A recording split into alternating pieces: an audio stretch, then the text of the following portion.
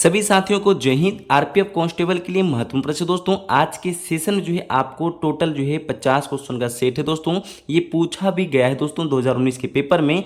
जितना भी प्रश्न है दोस्तों, ये सारा प्रश्न आपके पेपर के लिए और आपके एग्जाम के लिए इंपॉर्टेंट है। इनको मिस मत कीजिए, पूरा क्लास देख लीजिए दोस्तों, कम समय लगेगा आपको। टोटल 50 क्वेश्चन आपको करवाने वाले हैं आज। आप लोग फिर से एक बात कहना चाहते हैं, इससे पहले मैं आपको टोटल 5 जो है चैप्टर करवा चुके हैं दोस्तों, 5 पार्ट हो चुका है। आज जो आपका सेट 6 होगा दोस्तों, ठीक है। तो 6वां सेट में जो है आप लोग टेस्ट दे दीजिए और 50 में से कितना सही कर पाते हैं आप लोग जरूर लिख दीजिएगा क्लास के अंत में। चलिए हम क्लास को स्टार्ट करते हैं दोस्तों। क्लास स्टार्ट करने से पहले छोटा सा काम आप लोगों को करना चाहिए। सेशन पसंद आ जाए दोस्तों, सेशन को लाइक कर लीजिए और छोटा सा परिवार है, न्यू है तो आप लोग शामिल हो जाइए और अपना भाई बहन को शेयर कर दीजिएगा। इतना सा कहते हुए हम आपको क्लास को लेके चलते हैं। तो यहाँ पर जो पहला प्रश्न लिखा है कि भारतीय दूरसंचार नियामक प्राधिकरण का मुख्यालय कहाँ पर स्थित है दोस्तों, ये प्रश्न आपसे कह रहा है। पहले तो दोस्तों इनका स्थापना आपको जानना चाहिए दोस्तों। इसका स्थापना कब हुआ है? TRAI का स्थापना दोस्तों होता है, आप लोग नोट कर लीजिएगा, 20 फरवरी 1997 को होता है दोस्तों, ठीक है। इसका जो है मुख्यालय आपसे पूछ रहे दोस्तों, नई दिल्ली बता दीजिए दोस्तों। जहां भी नई दिल्ली होगा उसको दोस्तों आप लोग टिक कर लीजिए। ऑप्शन नंबर आप लोग बी बता रहे तो नई दिल्ली इनका करेक्ट आंसर होता है दोस्तों, ठीक है। ये प्रश्न को जरूर याद आप रख लेंगे दोस्तों, ठीक है। चलिए हम लोग प्रश्न नंबर 2 को देखते हैं दोस्तों। यहाँ पे क्या लिखा है? लिखता है दोस्तों, जिस धन को भूमि, भवन, मशीन और अन्य उपकरण जैसी परिसंपत्तियों को खरीदने के लिए खर्च किया जाता है उसे क्या कहते हैं दोस्तों, बता दीजिएगा दोस्तों। यहाँ पर आप लोग क्या आंसर दे रहे दोस्तों, ठीक है। तो यहाँ पर जितने भी मेरे साथी निवेश बता रहे तो ऑप्शन नंबर आपका ए निवेश हो जाता है दोस्तों यहाँ पे, ठीक है। तो दोस्तों निवेश एक वित्तीय संपत्ति है। निवेश एक क्या है? वित्तीय संपत्ति है, जिसे इस विचार के साथ खरीदा जाता है कि संपत्ति आगे आय प्रदान करेगी, बाद में लाभ या उच्च लागत मूल्य पर उसे बेची जाएगी, उसको हम लोग कहते हैं निवेश, ठीक है, जिसको इन्वेस्ट भी कहते हैं दोस्तों। प्रश्न नंबर 3 में जो क्वेश्चन कह रहा है दोस्तों, उनको पढ़िएगा अच्छे से। लिखा है, निम्न में से क्या भारत के संविधान के प्रस्तावना को भाग नहीं है? यहाँ पे आपको बताना पड़े दोस्तों कौन सा जो है प्रस्तावना का भाग नहीं है। यहाँ पे आपके सामने 4 ऑप्शन है दोस्तों। ये प्रश्न इंपॉर्टेंट है, पूछा भी जाता है दोस्तों। प्रस्तावना भारत के एक संप्रभु, समाजवादी, धर्मनिरपेक्ष, लोकतांत्रिक गणराज्य घोषित करती है दोस्तों। यहाँ पर आपका जो राष्ट्र ध्वज इनमें से नहीं है, तो आप लोग बी बता रहे थे, बी यहाँ पे आपका राइट आंसर सही होता है दोस्तों, याद आप रखेंगे। तो दोस्तों 4 नंबर ये प्रश्न जो कह रहा है दोस्तों, 4 नंबर प्रश्न को पहले एक बार पढ़ लीजिए। यहाँ पे छोटा सा प्रश्न है, थोड़ा बड़ा है दोस्तों। फॉर्मूला 1 में कहता है, चालकों को महत्वपूर्ण संदेश देने के लिए विभिन्न रंगों का ध्वजों का प्रयोग किया जाता है। सफेद ध्वज किसे इंगित करता है दोस्तों? यहाँ पे आपसे कह रहा है जो है ड्राइवर को दोस्तों, यहाँ पर चालकों को अलग अलग झंडा दिखाया जाता है दोस्तों। उसमें से एक सफेद ध्वज जो है दिखाता है, क्यों, किस वजह से दिखाता है दोस्तों सफेद ध्वज? आपको यहाँ पे 4 ऑप्शन है, एक बार देख के बता दीजिए दोस्तों। यहाँ पर आप लोग जो 4 नंबर प्रश्न का दोस्तों बता रहे 3 कि ट्रैक पर धीमी गति चलने वाले वाहन को चेतावनी है, यहाँ पे आपका ऑप्शन नंबर 3 बता रहे, तो आपका सभी का सही है दोस्तों। प्रश्न नंबर 5 जो है बिहार पुलिस के लिए भी इंपॉर्टेंट दोस्तों, ये प्रश्न पूछा जा सकता है बिहार पुलिस में भी। लिखा है, जबलपुर शहर किस नदी किनारे स्थित है? पहले तो ये बता दीजिए दोस्तों। तो जबलपुर पूछे दोस्तों कि मध्य प्रदेश राज्य के पवित्र नर्मदा नदी के तट पर स्थित है दोस्तों। ये प्रश्न को जरूर आप रखेंगे, तो आपका यहाँ पे क्या ऑप्शन सही हो जाता है दोस्तों? नर्मदा नदी होगा दोस्तों यहाँ पे, ठीक है। यहाँ पे आप याद रख लेंगे। यहाँ पे जबलपुर शहर पूछे किस नदी किनारे स्थित है, तो नर्मदा नदी होगा दोस्तों। जबलपुर मध्य प्रदेश के राज्य में पवित्र नर्मदा नदी के तट पर स्थित है। ये प्रश्न को जरूर आप याद रखेंगे। हम लोग चलते दोस्तों प्रश्न नंबर 6 में। लिखता है यहाँ पर, महिला बाल विकास मंत्रालय में वर्तमान में मंत्री मंडल सदस्य जो है कैबिनेट मंत्री कौन है, बता दीजिए दोस्तों। प्रश्न नंबर 6 का कौन सा आंसर दीजिएगा आप लोग। यहाँ पर आप लोग जो दोस्तों दे रहे हैं, देखिए 2019 का पेपर, इसलिए यहाँ पे आपको श्री मेनका संजय गांधी बता रहे दोस्तों। यहाँ पे ये पुराना था, इसलिए यहाँ पे इसका आंसर ये होता है। आप लोग वर्तमान में आपको कौन है, यहाँ पे आपको कमेंट बताना पड़ेगा। तो दोस्तों यहाँ पे 7 में जो लिखा है कि भारत के प्रथम मुस्लिम राष्ट्रपति कौन थे, बता दीजिए कौन है दोस्तों यहाँ पर, ठीक है। तो 7 प्रश्न का राइट आंसर क्या बता रहे हैं, पहले तो आप लोग जानिए। जाकिर हुसैन दोस्तों भारत के तीसरे राष्ट्रपति हैं। जाकिर हुसैन दोस्तों भारत के तीसरे राष्ट्रपति भी हैं। ये प्रश्न को जरूर आपको याद रखना चाहिए, ये भी पूछा जाता है कहीं कहीं, भारत के तीसरे राष्ट्रपति कौन थे। चलिए आपको पहला तो मालूम ही होगा, दूसरा बता दिए दोस्तों कमेंट में कौन थे। तो इसका आंसर आपका क्या होता है दोस्तों? यहाँ पे चलिए ऑप्शन आपको दिखाते हैं, तब आंसर दीजिएगा। ऐसा आपको आंसर मिल चुका है दोस्तों यहाँ पर, ठीक है। तो आप लोग जाकिर हुसैन बता रहे दोस्तों, यहाँ पे ऑप्शन नंबर 3 बता रहे, तो आपका राइट आंसर आपका 3 नंबर होता है दोस्तों। ये प्रश्नों को जरूर याद रखिए, ऑप्शन नंबर सी। तो वह जो भारत के पहले मुस्लिम राष्ट्रपति थे वह कार्यकाल के दौरान ही मरने वाले पहले व्यक्ति थे दोस्तों। कार्यकाल आपके कार्यकाल में ही इनका मृत्यु हो जाता है दोस्तों, ये भी याद आप रखेंगे। तो दोस्तों यहाँ पर जो एक प्रश्न है दोस्तों 8 में जो क्वेश्चन कह रहा है राष्ट्रीय कैडेट जो है के संस्थापक कौन है दोस्तों, ये भी आपसे प्रश्न 8 नंबर का प्रश्न बहुत अच्छा दोस्तों बता दीजिएगा। यहाँ पर आपका राइट आंसर होता है दोस्तों हृदयनाथ कुंजूर बता रहे दोस्तों, यहाँ पे ऑप्शन नंबर ए आपका राइट आंसर सही होता है दोस्तों, याद आप रखेंगे। तो यहाँ पे प्रश्न नंबर 9 में क्वेश्चन कह रहा है दोस्तों कि कौन सा देश प्राकृतिक रबर का सबसे बड़ा उत्पादक देश है दोस्तों, बता दीजिएगा। ये तो आप लोग जानते हैं, तो इसके बारे में अपना भारत में कौन सा राज्य है दोस्तों रबर उत्पादन में, बता दीजिए। जितने भी मेरे साथी केरल बता रहे तो आपका राइट आंसर केरल सही होता है। केरल भारत के प्राकृतिक रबर का सबसे बड़ा उत्पादक राज्य है भारत का दोस्तों। देश बता दीजिए, आप लोग थाईलैंड बता रहे हैं, तो यहाँ पर थाईलैंड आपका जो है ऑप्शन नंबर यहाँ पे सी सही होता है दोस्तों, प्रश्न नंबर 8 का। ये प्रश्न को याद आप रखेंगे। तो दोस्तों यहाँ पर जो प्रश्न नंबर 10 में लिखा है कि माइकल जॉर्डन किस खेल से संबंधित है दोस्तों, बता दीजिएगा। यहाँ पे आपका क्या राइट आंसर होता है प्रश्न नंबर 10 का दोस्तों। तो दोस्तों यहाँ पर प्रश्न नंबर 10 का आपका ऑप्शन नंबर बी होता है, बास्केटबॉल आपका बी बता रहे हैं। तो सभी मेरे मित्रों और मेरे बहनों का भी ऑप्शन नंबर बी सही होता है दोस्तों। ये प्रश्न को जरूर आप याद रखेंगे। 11 नंबर जो प्रश्न कह रहा है दोस्तों अगस्त मास्टर ट्रॉफी किस खेल से संबंधित है दोस्तों, बता दीजिए। 11 का राइट आंसर क्या बता रहे दोस्तों, यहाँ पर सबसे पहले तो आप लोग आंसर बता रहे गोल्फ से संबंधित है, ये तो चलिए ठीक है। इनका जो है सबसे पहले पहली बार कब प्रदान किया गया था, 1961 में इनको जो पहली बार प्रदान किया गया दोस्तों, ये याद रखेंगे। तो चलिए हम लोग 12 नंबर प्रश्न में चलेंगे। यहाँ लिखा है निम्न में से जो है भारत में निम्न में से कौन सी भाषा किसी भी राज्य का राजभाषा नहीं है। यहाँ पे आपको देखना पड़ेगा दोस्तों, यहाँ पे भारत का ऐसा कौन सा राजभाषा नहीं है, 4 ऑप्शन में से देख के बता दीजिए दोस्तों। यहाँ पे 12 नंबर प्रश्न का राइट आंसर आप लोग बता रहे थे दोस्तों मेघालय। दोस्तों यहाँ पर ऑप्शन नंबर खासी, ये मेघालय का दोस्तों 3 प्रमुख जनजाति निवासी करती है मेघालय में। यहाँ पे खासी, गोरो और जातिया दोस्तों, यहाँ पे खासी दोस्तों यहाँ पे राजभाषा नहीं है। यहाँ पे ऑप्शन नंबर आपका डी राइट आंसर होता है दोस्तों, ठीक है। सभी मेरे दोस्तों यहाँ पे 12 का ऑप्शन नंबर डी दे रहे थे, सभी दोस्तों का सही है, ठीक है। तो खासी दोस्तों किसका जो है भाषा है, ये मेघालय की 3 प्रमुख जनजातियों का निवास करती है दोस्तों, खासी, गारो और जनजाति दोस्तों, ठीक है। ये भाषा नहीं है, ठीक है, ये जनजाति है। हम लोग चलेंगे 13 प्रश्न में पढ़ेंगे दोस्तों अरुणाचल प्रदेश का राजधानी शहर कौन सा दोस्तों, ये तो सभी मेरे मित्रों को मालूम है, छोटा सा प्रश्न है। यहाँ पे आप लोग जो है अरुणाचल प्रदेश का राजधानी क्या होता है बता दीजिए दोस्तों, ईटानगर बता रहे हैं। तो आपका right answer option number D सही होता है, ईटानगर। चलिए हम लोग चलेंगे दोस्तों आगे कोर में। तो यहाँ पर 14 में जो प्रश्न कह रहा है दोस्तों ई शासन में जो है G2E से क्या तात्पर्य है दोस्तों, बता दीजिएगा। तो 14 नंबर प्रश्न का राइट आंसर क्या बता रहे थे दोस्तों, यहाँ पर गवर्नमेंट टू एम्प्लॉयमेंट बोलते हैं दोस्तों, यहाँ पर एम्प्लॉय। तो यहाँ पे ऑप्शन नंबर बी आपका राइट आंसर सही होता है, option number B correct answer है दोस्तों। यहाँ पर 15 में जो प्रश्न कह रहा है कि बौद्ध धर्म का प्रतीक धर्म चक्र प्रवर्तन क्या है दोस्तों, क्या दर्शाता है, बता दीजिए। 15 का राइट आंसर क्या बता रहे दोस्तों, यहाँ पर आप लोग प्रथम उपदेश बताता है। चलिए यहाँ पे ऑप्शन नंबर ए आपका सभी का सही है दोस्तों। तो हम चलेंगे दोस्तों यहाँ पे 16 नंबर प्रश्न को पढ़िए। 16 में क्या लिखता है, फास्फोरस के लिए प्रतीक क्या है दोस्तों, बता दीजिए। ये तो मेरे मित्रों को मालूम भी होगा, ये प्रश्न एक ना एक प्रश्न यहाँ से पूछता है। फास्फोरस का प्रतीक पहले तो पी होता है दोस्तों, यहाँ पे टिक कर लीजिए ऑप्शन नंबर डी। इसकी परमाणु संख्या क्या होता है दोस्तों, यहाँ पर बता दीजिए। परमाणु संख्या 15 होता है दोस्तों, ये प्रश्न को याद रखेंगे, ठीक है।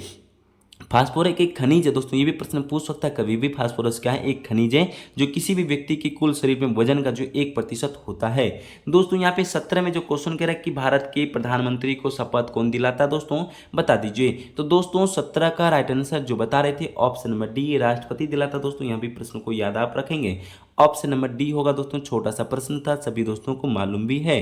तो दोस्तों यहाँ पे 18 में जो क्वेश्चन कह रहा है कि धनत्व का एसआई इकाई क्या है दोस्तों, बता दीजिए। 18 का राइट आंसर क्या बता रहे हैं, जितने भी मेरे साथी बता रहे किलोग्राम -3 आपका जो है यहाँ पे ऑप्शन नंबर आपका बी राइट आंसर होगा।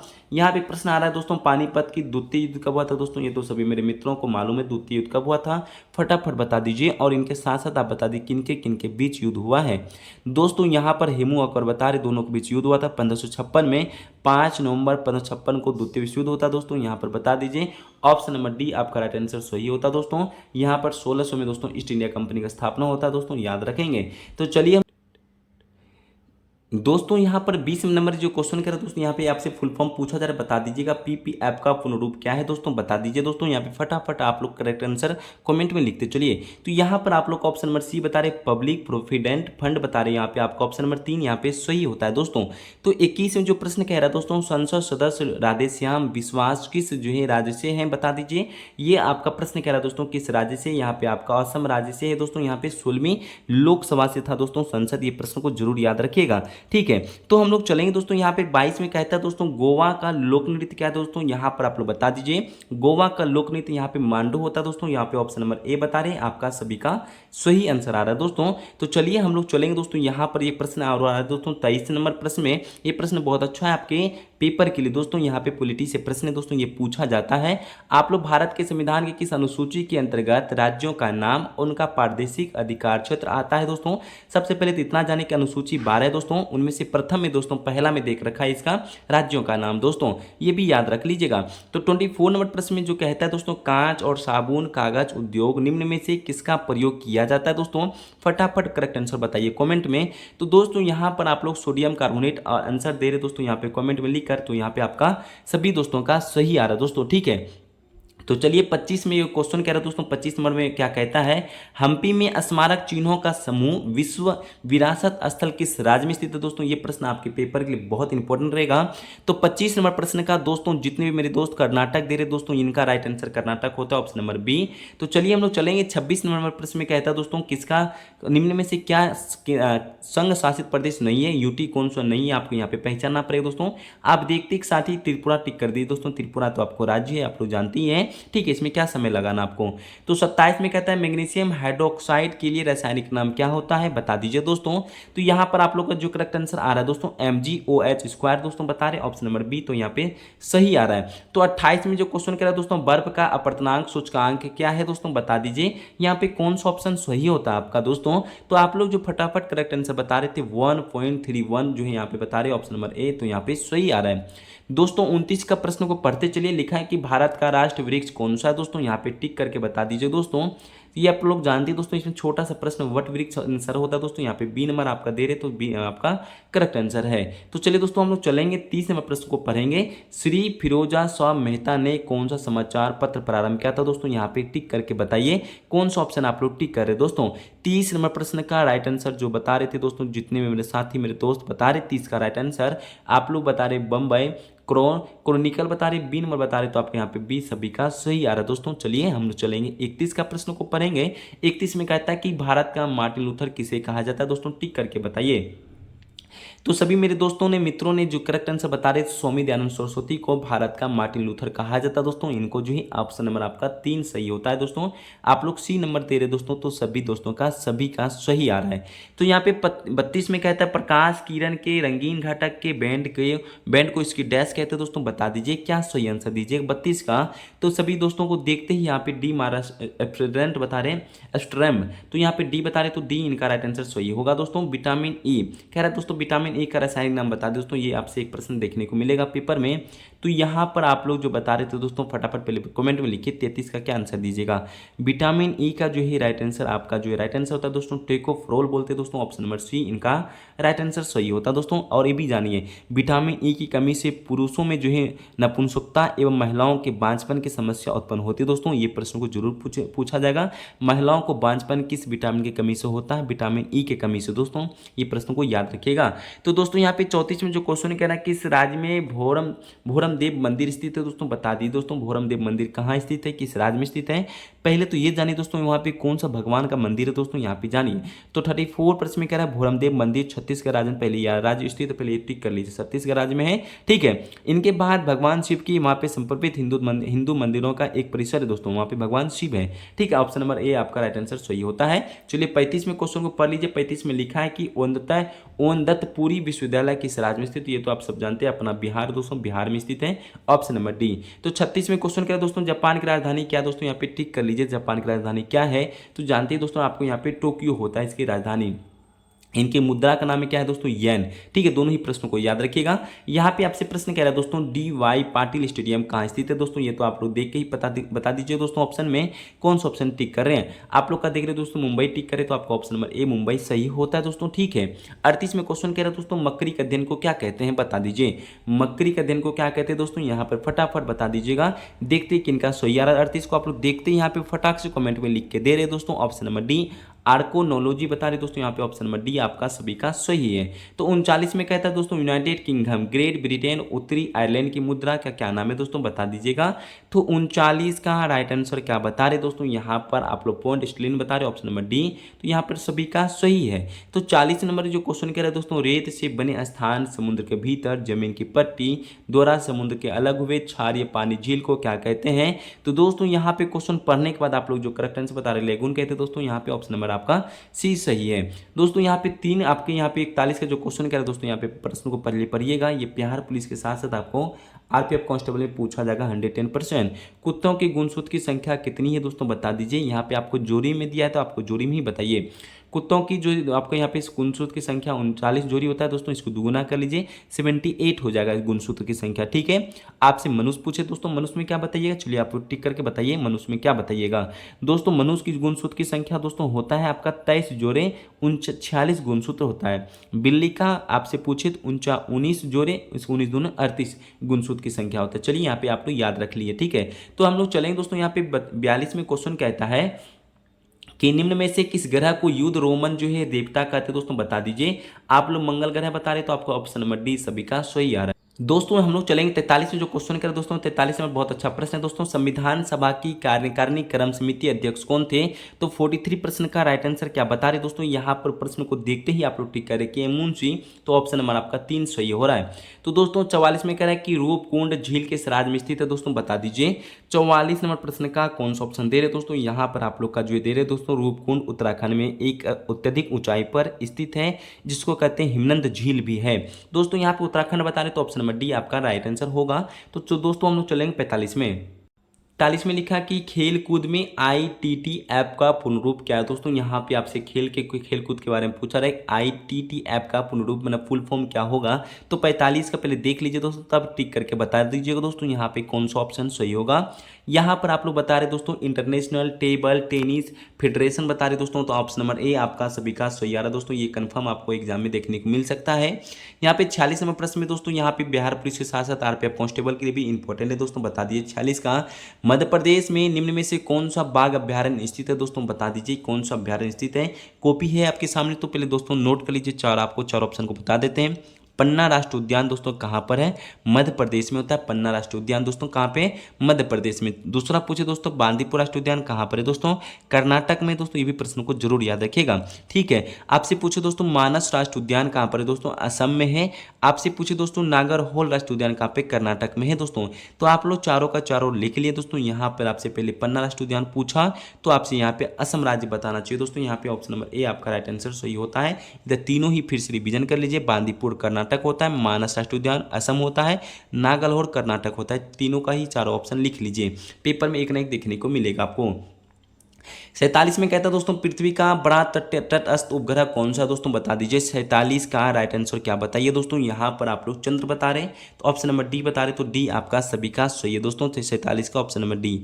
तो 48 में जो क्वेश्चन कह रहा है दोस्तों कि भारतीय पुरुष क्रिकेट टीम में बॉलिंग कोच वर्तमान में कौन है दोस्तों, बता दीजिएगा बॉलिंग कोच कौन है। यहाँ पे 48 में प्रश्न का राइट आंसर क्या होता है दोस्तों, यहाँ पे भरत अरुण बता रहे दोस्तों, ऑप्शन नंबर 3 आपका सभी का सही है। 49 बता दिए दोस्तों, दिबांग जय मंडल कहाँ स्थित है दोस्तों, बता दीजिए। 49 का राइट आंसर क्या बता रहे हैं, ऑप्शन नंबर आप लोग डी अरुणाचल प्रदेश बता रहे, तो ऑप्शन नंबर डी आपका राइट आंसर सही होता है दोस्तों।